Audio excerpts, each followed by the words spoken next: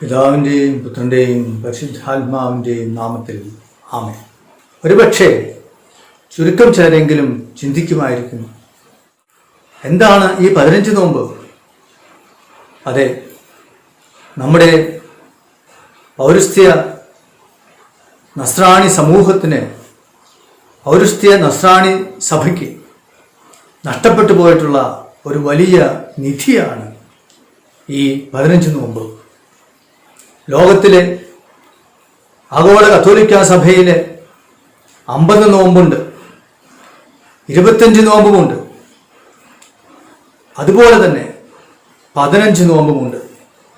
അതായത് പരിശുദ്ധ അമ്മയുടെ സ്വർഗാരോപണത്തിന് ഒരുക്കമായി 15 ദിവസം നോമ്പെടുത്ത് സ്വർഗാരോപണത്തിനായിട്ട് ഒരുങ്ങുന്നു.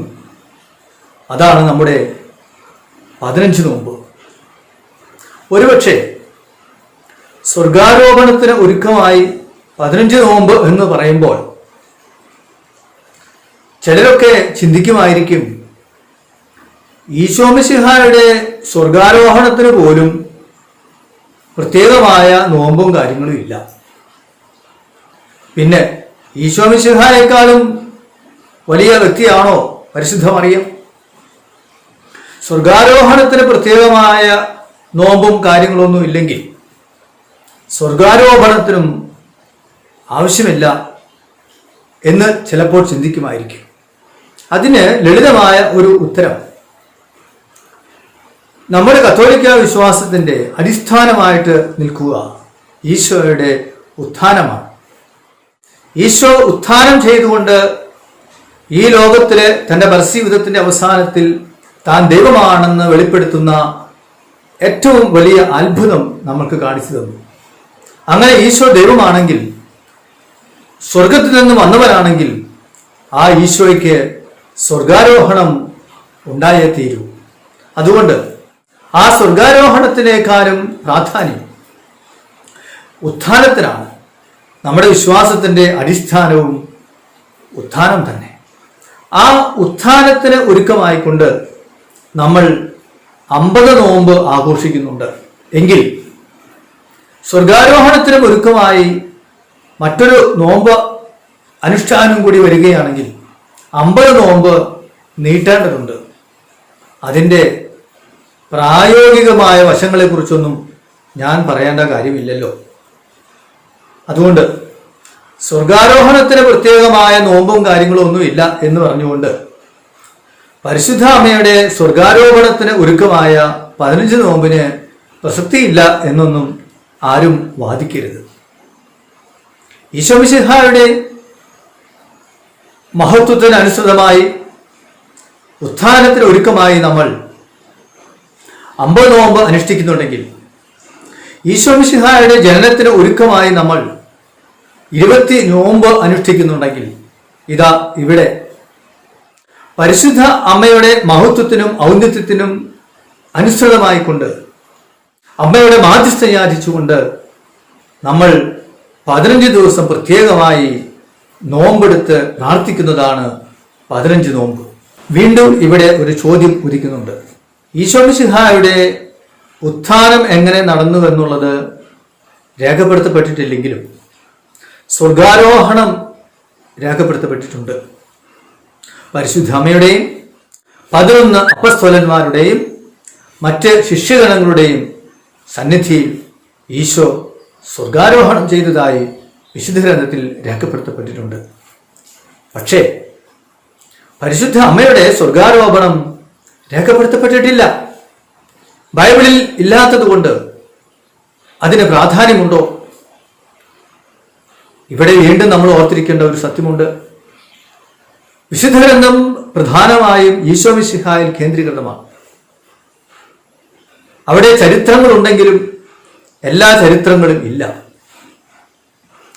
അതുകൊണ്ട് വിശുദ്ധ ഗ്രന്ഥത്തിൽ ഇല്ല എന്നുള്ളത് കൊണ്ട് അത് നടന്നിട്ടില്ല, ചരിത്രപരമല്ല എന്ന് വാദിക്കുന്നത് ഒരിക്കലും ശരിയല്ല.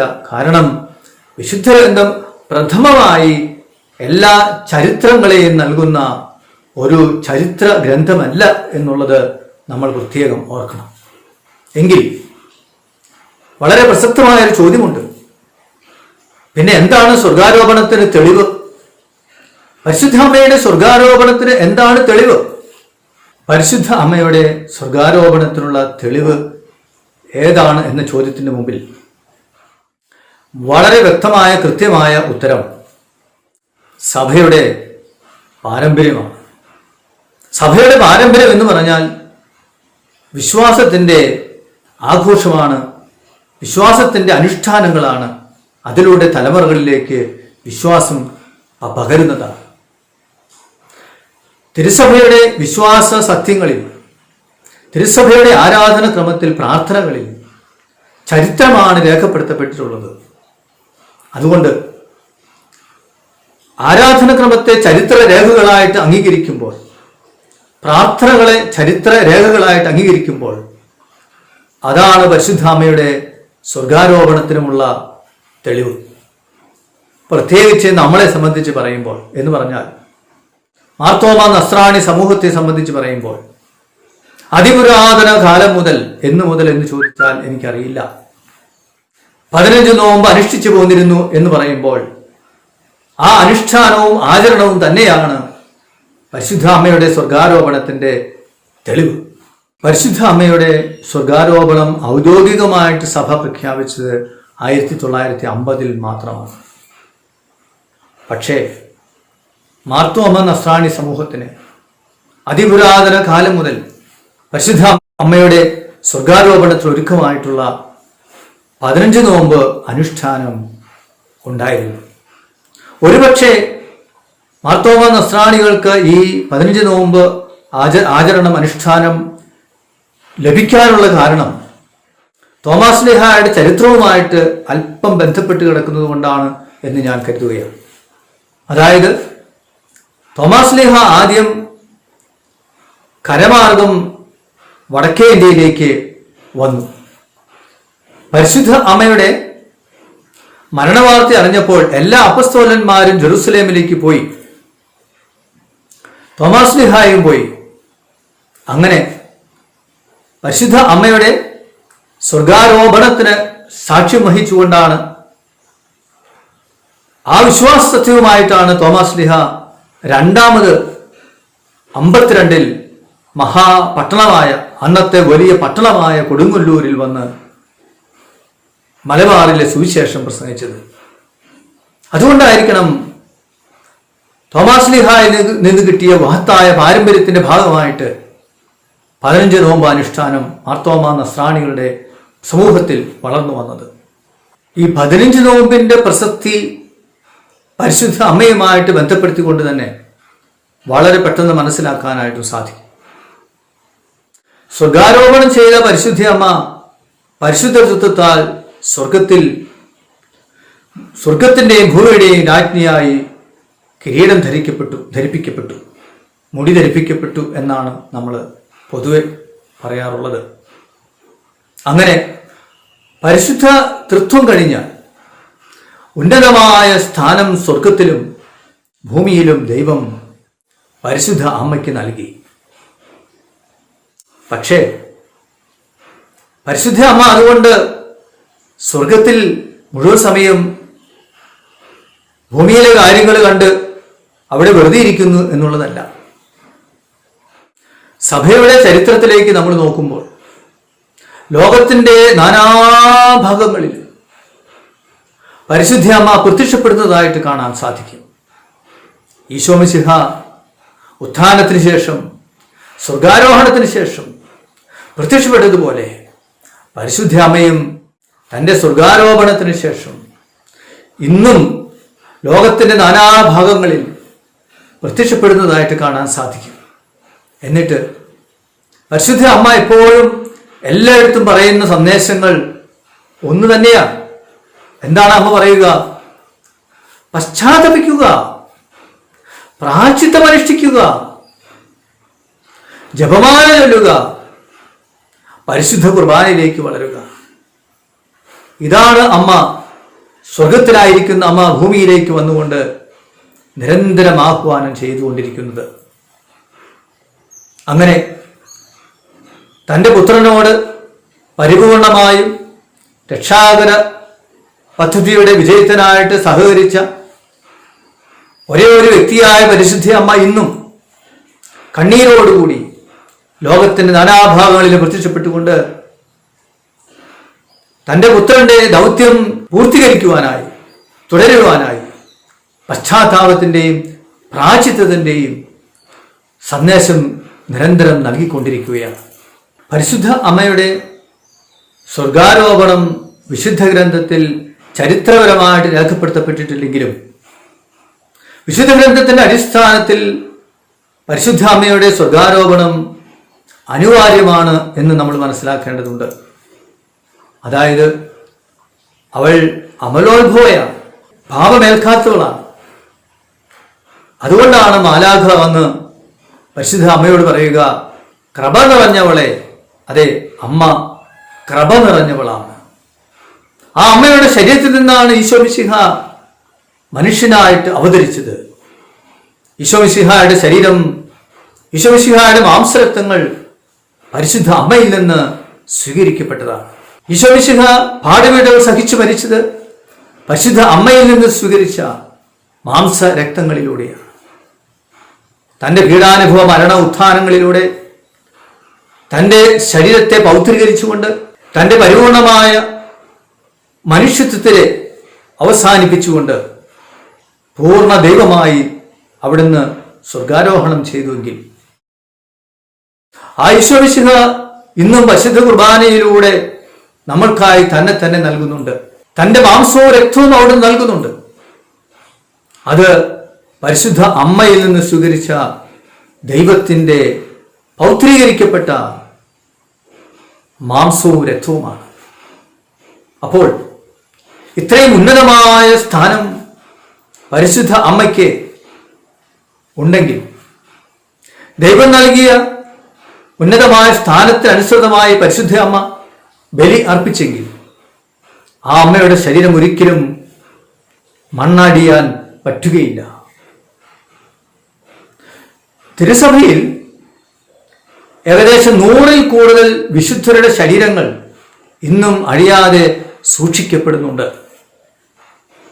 അത് അവരുടെ ജീവിത വിശുദ്ധിക്ക് ദൈവം നൽകുന്ന തെളിവാണ്, അടയാളമാണ്. അങ്ങനെയാണെങ്കിൽ എല്ലാ വിശുദ്ധരെക്കാളും ഉന്നതമായ രീതിയിൽ സമ്പൂർണമായും പരിപൂർണമായും ദൈവത്തിൻ്റെ ഇഷ്ടം നിറവേറ്റിയ നന്മ നിറഞ്ഞവളായ, പാപം അല്പം പോലും ഇല്ലാത്ത, ഉത്ഭവഭാവം ഇല്ലാത്ത പരിശുദ്ധ അമ്മയുടെ ശരീരം അഴിയപ്പെടാനായിട്ട് വിട്ടുകൊടുക്കാനായിട്ടും ദൈവത്തിൻ്റെ നീതി ഒരിക്കലും അനുവദിക്കുകയില്ല. അതുകൊണ്ട് തിരുവചനങ്ങളിൽ അടിസ്ഥാനം ഇട്ടുകൊണ്ട് ചിന്തിക്കുമ്പോൾ, ദൈവശാസ്ത്രപരമായിട്ട് ചിന്തിക്കുമ്പോൾ, പരിശുദ്ധ അമ്മയുടെ സ്വർഗാരോപണം വിശുദ്ധ ഗ്രന്ഥത്തിൽ ചരിത്രപരമായി രേഖപ്പെടുത്തപ്പെട്ടിട്ടില്ലെങ്കിലും അതൊരു സത്യമാണെന്ന് പാരമ്പര്യങ്ങളിലൂടെ ഇന്നും സജീവമായിട്ട് നിൽക്കുന്ന സത്യമാണെന്ന് നമ്മൾ അംഗീകരിച്ചേ മതിയാകൂ. പരിശുദ്ധ അമ്മയോട് ഭക്തിയില്ലാത്തവരായി കത്തോലിക്കരായിട്ട് ആരുമില്ല എന്ന് ഞാൻ ഉറച്ചു വിശ്വസിക്കുന്നു. ആ ഭക്തിയുടെ പ്രകടനമായി നമ്മൾക്ക് നൊവേനകളുണ്ട്, അതിലുപരിയായി ജപമാലയുണ്ട്, ജപമാല ഭക്തിയുണ്ട്. പരിശുദ്ധ അമ്മയ്ക്ക് വളരെ പ്രിയപ്പെട്ടതാണ്, ഇഷ്ടപ്പെട്ടതാണ് ജപമാല. കാരണം ജപമാലയിലൂടെ നമ്മൾ ഈശോ മിശിഹായുടെ ജീവിത രഹസ്യങ്ങളെക്കുറിച്ച് ധ്യാനിക്കുകയാണ്. അങ്ങനെ നമ്മൾ ഈശോ മിശിഹായിലേക്ക് വളരുകയാണ്. അതുകൊണ്ടാണ് അമ്മ എല്ലായിടത്തും പറയുക, ജപമാല ചൊല്ലുക എന്നുള്ളത്. ജപമാലയ്ക്ക് ശക്തിയുണ്ട്. കാരണം ഈശോ മിശിഹായുടെ ജീവിത രഹസ്യങ്ങളെയാണ് നമ്മൾ ധ്യാനിക്കുന്നത്. എങ്കിൽ അതിനേക്കാൾ വലിയ കൃപകളും അനുഗ്രഹങ്ങളും നൽകുന്ന ആധ്യാത്മിക രഹസ്യമാണ് ഈശോയുടെ സഹനമെന്ന ജീവിത യാഥാർത്ഥ്യത്തെ നമ്മൾ ധ്യാനിക്കുന്നതിലപ്പുറം പ്രാവർത്തികമാക്കുമ്പോൾ, അതാണ് പ്രിയപ്പെട്ടവരെ നോമ്പിൻ്റെയും ഉപവാസത്തിൻ്റെയും പ്രായശ്ചിത്തത്തിൻ്റെയും പ്രത്യേകത. ഈശോ മിശിഹ ലോകത്തെ രക്ഷിച്ചത് ലോകത്തിന്റെ പാപങ്ങൾക്ക് പരിഹാരം ചെയ്തുകൊണ്ടാണ് എങ്കിൽ ഈശോയുടെ രഹസ്യങ്ങളെക്കുറിച്ച് ധ്യാനിച്ചുകൊണ്ട് ജപമാലയിലൂടെ നമ്മൾ ഈശോയിലേക്ക് വളരുന്നുണ്ടെങ്കിൽ അതിനേക്കാൾ കൂടുതലായി നമ്മൾ ഈശോയിലേക്ക് വളരുകയാണ്. ഈശോ മിശിഹായുടെ പീഡാനുഭവത്തെയും മരണത്തെയും ധ്യാനിച്ചുകൊണ്ട് ആ പീഡാനുഭവത്തോടും മരണത്തോടും ചേർന്നുകൊണ്ട് നമ്മൾ നോമ്പും ഉപവാസവും അനുഷ്ഠിക്കുമ്പോൾ, അതുകൊണ്ട് ലോകത്തിന്റെ നാനാഭാഗങ്ങളിലും പ്രത്യക്ഷപ്പെടുന്ന പരിശുദ്ധ അമ്മ നൽകുന്ന പ്രഥമമായ ഒന്നാമത്തെ ആഹ്വാനമായ പ്രായശ്ചിത്തത്തിന്റെ പശ്ചാത്താപത്തിന്റെ പ്രാധാന്യത്തെ സ്വീകരിച്ചുകൊണ്ട് ഉൾക്കൊണ്ടുകൊണ്ട് 15 നോമ്പ് ആചരിക്കുവാൻ നമ്മൾക്ക് സാധിക്കട്ടെ. ഒരുപക്ഷെ ജപമാല ഭക്തിയേക്കാൾ കൂടുതൽ ഫലമുളവാക്കുന്ന പീഡാനുഭവത്തോടുള്ള ഈശോ മിശിഹായുടെ പീഡാനുഭവത്തോടുള്ള ഭക്തിയായിട്ട് വേണം നോമ്പാചരണത്തെ നമ്മൾ മനസ്സിലാക്കാനായിട്ട്. ഈശോ മിശിഹായുടെ പീഡാനുഭവങ്ങളോട് ചേർത്ത് പരിശുദ്ധ അമ്മയുടെ ആഹ്വാനങ്ങൾക്ക് അനുസൃതമായിക്കൊണ്ട് നമ്മൾ നോമ്പനുഷ്ഠിക്കുമ്പോൾ തീർച്ചയായും പരിശുദ്ധ അമ്മയുടെ മധ്യസ്ഥതയാൽ ദൈവം നൽകാൻ ആഗ്രഹിക്കുന്ന എല്ലാ കൃപകളും നമ്മൾക്ക് നൽകും. ഓഗസ്റ്റ് 15-ാം തീയതി പരിശുദ്ധ അമ്മയുടെ മധ്യസ്ഥതയാൽ നമ്മളും 15 നോമ്പിലൂടെ പാപത്തിന്റെ ബന്ധനങ്ങളിൽ നിന്ന് നോമ്പാചരണത്തിലൂടെ മോചിതരായിക്കൊണ്ട് സ്വാതന്ത്ര്യത്തിലേക്ക് വളരുന്ന ദൈവമക്കളാകുവാൻ, പരിശുദ്ധ അമ്മയുടെ ഇഷ്ടപ്പെട്ട മക്കളായി തീരുവാൻ നമ്മൾക്ക് സാധിക്കട്ടെ. പിതാവിനും പുത്രനും പരിശുദ്ധാത്മാവിനും സ്തുതി. ആമേൻ.